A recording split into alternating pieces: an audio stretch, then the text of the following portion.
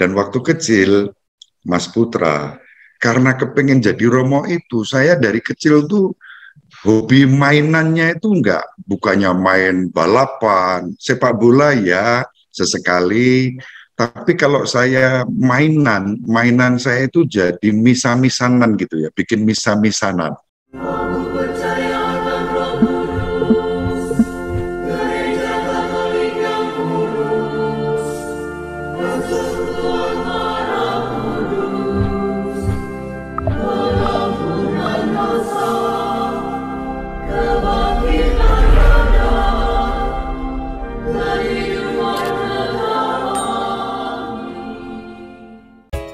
Salve sahabat Katoliku keren, kembali lagi dalam seri toko inspiratif yang menghadirkan kisah para imam, biarawan, dan biarawati yang sangat menginspirasi tentunya.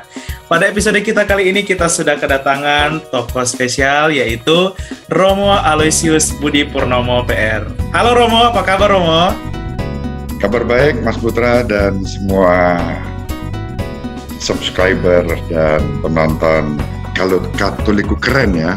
Iya. Iya. Oke. Puji Tuhan ya Mo. Jadi sahabat Katoliku keren pasti sudah tidak asing lagi dengan Romo Aloysius Budi Purnomo karena Romo masuk dalam jajaran imam terpopuler di Indonesia. Dan pada kesempatan kali ini kita bersyukur Romo bisa meluangkan waktu berbagi kisah panggilan bersama kita. Siapa tahu dari kisah panggilan Romo ada yang terinspirasi bahkan juga terpanggil menjadi seorang imam seperti Romo. Ya, amin. Kita langsung saja Romo. Yang pertama, boleh diceritakan Mo, bagaimana kisah panggilan Romo sampai menjadi seorang imam? Silakan Romo. Iya, terima kasih Mas Putra, salve untuk semuanya. Jadi saya merasa terpanggil menjadi imam tuh sejak kecil, Mas Putra. Jadi kalau ditanya orang, lu mau jadi apa gitu ya di desa sana, kamu mau jadi apa? Jawabanku selalu bilang, mau jadi pastor, padahal nggak ngerti bagaimana caranya dan seperti apa, itu juga nggak ngerti. Pokoknya kalau ditanya mau jadi apa, jadi pastor. Kalau ada tugas mengarang ya, di kelas, cita-citaku gitu kan judulnya, selalu yang aku tulis selalu cita-citaku menjadi pastor. Nah, baru tahu kemudian, oh ternyata harus masuk seminari. Maka tahun 84, saya masuk seminari, saya tes, puji Tuhan, diterima, dan sampai hari ini, sejak masuk itu nggak pernah keluar. Jadi 84 saya masuk seminari menengah Mertoyudan, Magelang, lulus tahun 88, kemudian melamar menjadi calon imam Keuskupan Agung Semarang. Puji Tuhan diterima, kemudian dari Mertoyudan 1 tahun pendalaman hidup rohani, di tahun orientasi rohani Jangli di Wisma Sanjaya Jangli Semarang. 1 tahun juga lancar, lulus, masuk di Seminari Tinggi Santo Paulus Yogyakarta. 7 tahun nih studinya. 3 tahun pertama itu untuk filsafat, kemudian 1 tahun orientasi pastoral, lalu 3 tahun berikutnya teologi sampai tahbisan. Habis tahbisan masih studi pula gitu ya. Sampai tahun 9, saya tahbisan 8 Juli 96, kemudian masih melanjutkan studi lisensiat teologi di Yogyakarta. Kemudian per Februari saya lulus, dari Juli 96, Februari 98 saya lulus, kemudian bertugas di paroki Santa Maria Fatima Magelang. Itu kurang lebih singkatnya begitu sampai tugas pertama. Tugas berikutnya di Karanganyar, Solo, tugas berikutnya tahun 2000 sampai 2004, jadi misionaris domestik nih, di Seminari Tinggi Santo Petrus Pematang Siantar, Medan, Sumatera Utara. Lalu pulang ke Semarang, tugas di Paroki Katedral, berikutnya tugas di Paroki Tanah Mas, berikutnya lagi tugas di Paroki Kebon Dalem, Kompleks Pecinan, sehingga sedikit-sedikit harus belajar bahasa Mandarin. Ni hao ma hu han hao, ju ye shu po yu ni man, gitu ya. Lalu tugas di Paroki Kristus Raja Ungaran, dan sejak 2017 sampai sekarang di Unika Sugio Pranoto. Itu kurang lebih perjalanan singkat, padat, moga-moga jelas. Gitu Mas Putra. Wow, luar biasa Romo. Banyak sekali pengalaman-pengalaman di berbagai paroki yang telah Romo Aloysius lalui. Dan Romo, dari sekian banyak pengalaman yang ada, apa pengalaman yang paling berkesan bagi Romo? Ya, untuk saya pengalaman yang mengesankan, seluruh hidup panggilan saya itu sebenarnya mengesankan, Mas Putra. Jadi sejak kecil saya pengen masuk seminari, nggak ngerti apa-apa. Dari kecil itu saya itu kan mudah sakit ya. Saya sakit-sakitan, kemudian saya anak sulung, 6 bersaudara, saya punya 5 adik. Waktu mau masuk seminari itu ya rasanya gimana ya? Panggilan, keinginan, itu ternyata menjadi tanda-tanda dari Tuhan.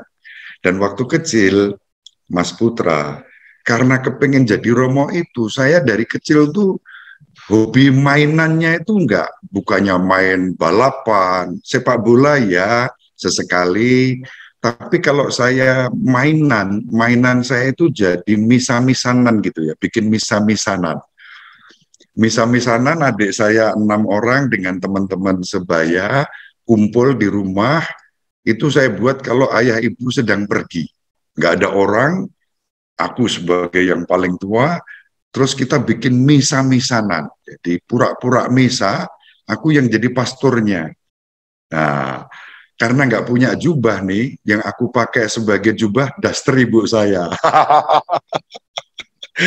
Lalu karena nggak punya stola, yang aku pakai untuk stola itu selendang, ya.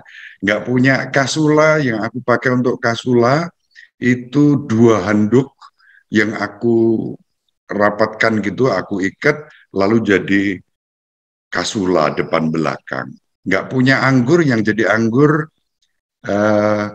teh manis. Karena nggak punya hosti, yang aku pakai untuk hosti kue sempe. Itu di masa kecil itu apa, teringat banget gitu ya. Karena apa? Begitu aku tahbisan, misa perdana di kampung, teman-temanku yang waktu kecil ikut misa-misanan, itu habis misa bertanya pada saya, Mo, ini tadi misanya beneran apa enggak sih katanya. Jadi udah misa beneran tuh mereka masih terbayang waktu misa-misanan gitu ya. Lalu aku bilang, oh iya beneran nih, beneran. Aku udah bener jadi Romo ini. Tadi kan pakai daster, pakai jubah beneran, kemudian kasula-stulanya juga beneran, hosti anggurnya juga beneran, konsekrasinya juga beneran. Kalau dulu kan memang pura-pura, ini sudah beneran. Jadi sampai saya ditahbiskan misa perdana di kampung, yang terbayang itu misa-misanan itu lah. Lalu itu yang pertama. Yang kedua, habis tahbisan nih Mas Putra. Habis tahbisan, aku ganti jubah, mau ganti kasula begitu ya, karena mau pesta bersama dengan tamu-tamu undangan dan di seminari. Yang membuat saya betul-betul waktu itu, saya dimanfaatkan sebagai imam itu oleh bapak ibu saya. Di kamar itu tiba-tiba satu-satu mereka berlutut, Romo sudah Romo, aku minta berkat, aku mau ngaku dosa. Udah bayangin tuh, bayangin bapak ibuku datang untuk menerima sakramen tobat pertama kali, sakramen pengampunan dari anaknya yang sudah Romo. Ya sudah, aku jalankan aja. Semua berjalan dengan baik.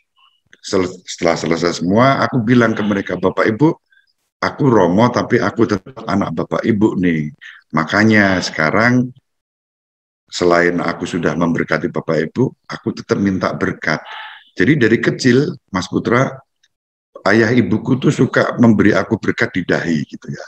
Di dahi diberkati. Lalu habis saya memberi absolusi, habis memberkati, ayah ibu saya tuh masing-masing memberkati dahiku juga gitu ya. Sempat berpikir sih waktu itu, ini yang lebih mujarab yang mana ya? Yang begini atau yang begini? Ternyata dua-duanya mujarab. Karena tanpa berkat di dahi, nggak mungkin aku jadi pastor. Tapi juga berkat sakramental itu memang unik. Seorang pastor sejak ditabiskan. Nah, itu kesan yang bagi saya sangat mendalam. Ya, dan selama ini itu saya kenang sebagai berkat.